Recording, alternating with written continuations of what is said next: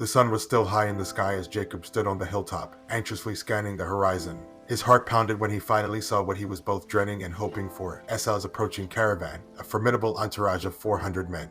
"Lee, Rachel, everyone, gather round," he urgently called out. His wives and maidservants huddled around him as he divided the children among them, positioning them by maternal lineage. He took a deep breath and decided to lead by example, stepping ahead of his family to face his estranged brother. As he drew closer, Jacob lowered himself to the ground 7 times in a display of deep humility and submission. Each intensified his anticipation and fear. What would Esau do? Would he remember the years of betrayal and deceit, or could he find it within himself to forgive? But before Jacob could fully rise from his last, Esau broke into a run, his eyes locked onto Jacob.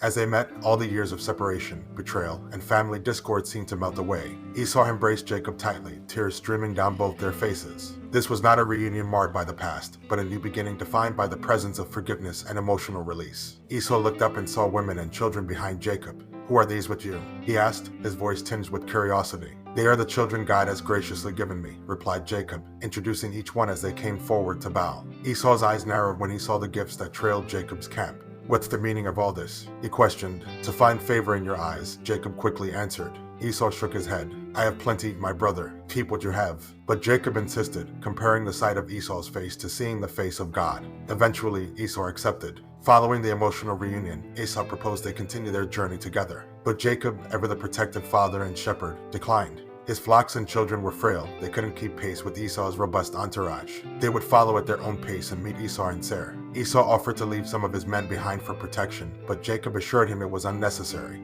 With a final embrace, the two brothers parted ways. Jacob eventually reached Succoth, where he constructed a house and made provisions for his livestock.